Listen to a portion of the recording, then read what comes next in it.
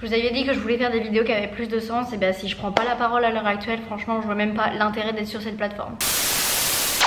Je m'appelle Margot, j'ai 25 ans et je suis française, j'habite aux États-Unis depuis presque 2 ans maintenant et je suis ici grâce à un visa d'échange qui s'appelle le J1. Dans cette vidéo, je vais vous parler des situations que j'ai vécues ici aux États-Unis qui m'ont fait prendre conscience que le racisme est vraiment institutionnalisé ici, et je vais aussi vous parler de comment se déroulent les événements, comment moi je le vis et comment en tant que citoyen du monde j'imagine qu'on puisse aider à changer la situation, ce que j'ai vu. Les situations dont je vais vous parler, c'est des situations où si vous n'avez pas vécu aux États-Unis, si vous êtes juste venu en tant que touriste, vous n'avez pas pu être confronté à ça et j'ai envie de vous en parler. La première situation, c'est le jour où il a fallu que j'aille faire changer mon permis et je me suis rendue à ce qu'on appelle le DMV.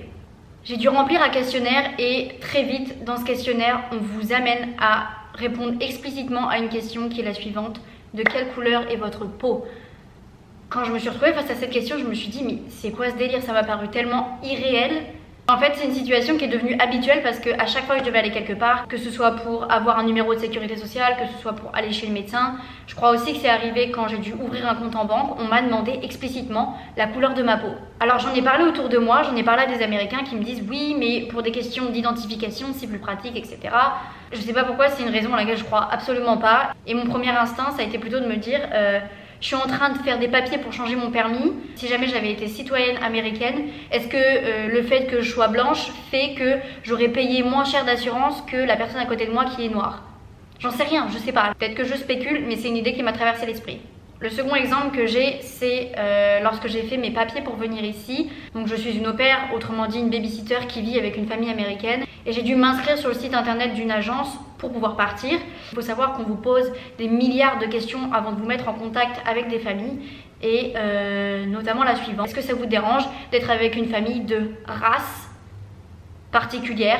Déjà, en tant que française, il faut savoir que ce mot race a une connotation très péjorative dans mon esprit, étant donné que c'est le mot vulgaire qu'on peut employer pour qualifier les origines ou l'ethnicité d'un être humain, et que l'utilité première de ce mot en France, c'est pour qualifier la race d'un animal. Je sais qu'ils ont d'autres mots aussi pour qualifier ça. Étymologiquement, ça me dérange déjà qu'ils aient employé ce terme. Et en plus de ça, à quelle heure ça me dérangerait de garder des enfants d'une couleur différente de la mienne? Enfin, le dernier exemple que je vais vous donner, c'est une histoire qui m'a été racontée par un Américain. Cette personne était en festival dans le Colorado avec ses potes et la spécialité de l'un de ses potes quand il est trop bourré, c'est de disparaître dans la nature. Quand il m'a raconté ça, innocemment, j'ai juste rigolé en me disant ah bah ça arrive. Le truc qui s'est passé, c'est qu'il m'a dit non mais en fait on était dans le Colorado, cette personne est noire, cette personne est jeune et cette personne était donc seule dans les rues du Colorado. La première chose qu'on s'est dit avec mes potes, c'est il faut qu'on le retrouve.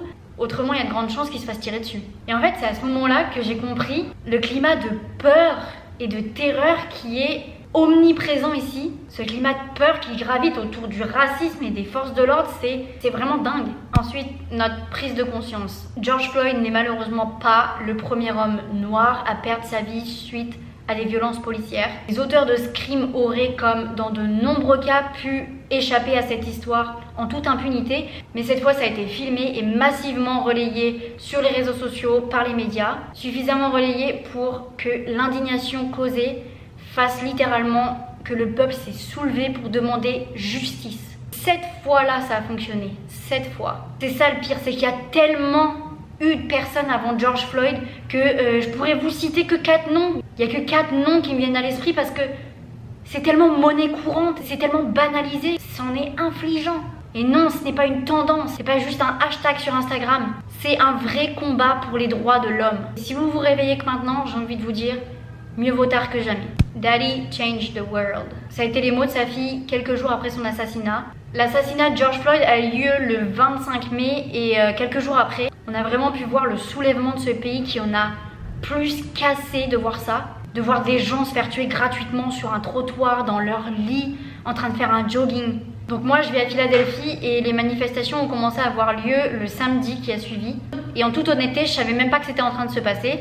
Et en fin de journée, on a dû contourner le centre-ville. Et c'est là en fait qu'on a vu tous les hélicoptères tourner. Juste en conduisant aux alentours, on a vraiment ressenti ce climat anxiogène, ces gens en colère. Mais on a compris que ça y est, c'était en train d'arriver.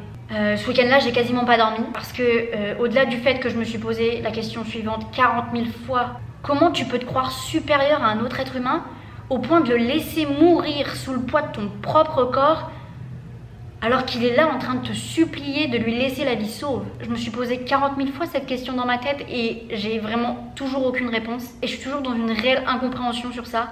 Et il y avait aussi le fait qu'il y avait des explosions partout autour de nous. On entendait des feux d'artifice toutes les 10 minutes, mais il faut savoir que c'est aussi une technique pour masquer des coups de feu. J'étais tétanisée parce qu'en tant que Française, je suis pas habituée à entendre des coups de feu. Et en fait, on était là, on scrutait les réseaux sociaux, et on voyait que la ville était en feu, et vraiment j'avais peur. Je savais pas ce qui était en train de se passer. Mais je veux vous dire une chose, c'est que je suis trop blanche pour dire si brûler des voitures de police ou des commissariats, c'est mal ou bien. Parce que mes frères se font pas tuer sur un trottoir gratuitement, avec leur assassin qui se barre comme ça en toute impunité. Mon privilège de blanche, il se traduit par tout ce que j'ai pas à subir. Je sais pas ce que c'est d'avoir peur quand je me fais arrêter pour un contrôle de papier. Je sais pas ce que c'est de m'asseoir dans un bus et de me faire insulter de sale nègre par la personne qui est assise à côté de moi. Je sais pas ce que c'est d'être enfant et d'être dans une cour de récré et d'entendre mes copains me dire « Non, mes parents m'ont dit que je ne pouvais pas jouer avec toi parce que t'es noire. » Alors maintenant, il est temps d'agir. On sait que toute cette discrimination est inhumaine et on n'a plus d'excuses maintenant pour ne pas se lever contre ça. Mais la question, c'est comment envisager des solutions sur le long terme. Et tout ça, je pense que ça commence par parler, instruire, éduquer les gens. Ce mouvement Black Lives Matter, on en avait déjà entendu parler il y a quelques années parce que, encore une fois, c'est pas nouveau. Et je faisais partie de ces gens qui se disaient « Mais pourquoi ils disent Black Lives Matter ?» Toutes les vies comptent. Enfin, vraiment, je comprenais pas. Et personne ne m'a contredit. Personne ne m'a dit « Écoute ma sœur, si t'as jamais eu à écrire sur une pancarte « White Lives Matter » et sortir dans la rue pour manifester pour tes droits »,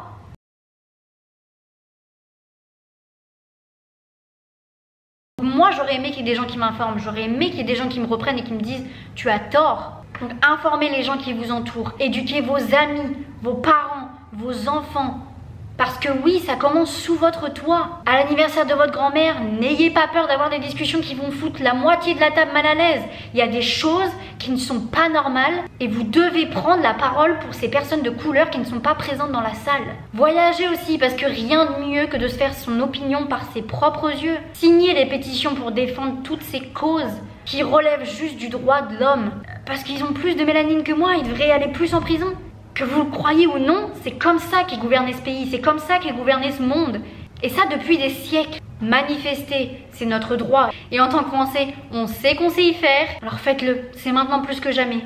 Faites ça pacifiquement, gardez en tête qu'il n'y a pas qu'un seul virus à combattre en ce moment, le racisme certes, mais il y a aussi ce fameux coco là. Donc faites attention à vous. Relayez des informations aussi, mais des informations fiables et de sources sûres. Ce qui m'amène à mon autre point.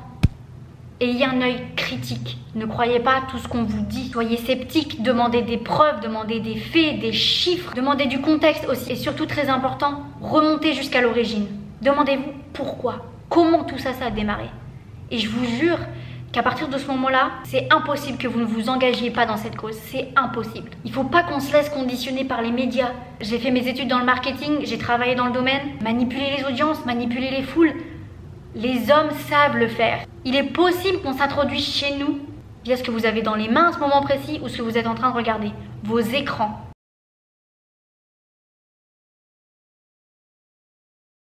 Challengez les gens qui ne partagent pas votre opinion.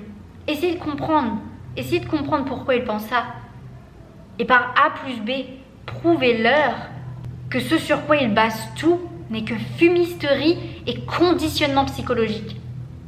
J'emploie des grands mots, mais c'est ce que c'est. Je vous mets en description des liens qui peuvent vous être utiles, des liens qui peuvent vous informer. Et n'oubliez pas qu'on n'y est pas encore. Que ce combat-là, c'est un combat qui va se jouer sur la longueur. On est face à un système qui sait se réinventer. On est face à un système qui sait manipuler, qui est avide d'argent et aussi de pouvoir. Et leur faille, c'est notre unité. C'est d'être ensemble. Il m'a fallu une semaine pour vous sortir quelque chose d'un peu structuré. Il fallait que je mette de l'ordre dans mes idées et je vous mens pas, j'avais le cœur lourd. Vraiment, je comprends pas comment la haine peut animer des gens.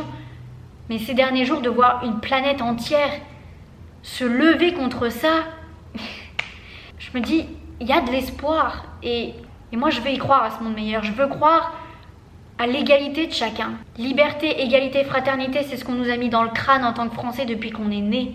Il est temps de l'appliquer, il est temps de prôner ces valeurs. J'espère vraiment que cette vidéo aura un impact, aussi infime qu'il soit. On n'est pas beaucoup ici, mais faut que j'en parle. Je pense que c'est juste mon devoir en tant que citoyenne de ce monde. Je vous fais des kisses. Et puis prenez soin de vous et prenez soin des autres.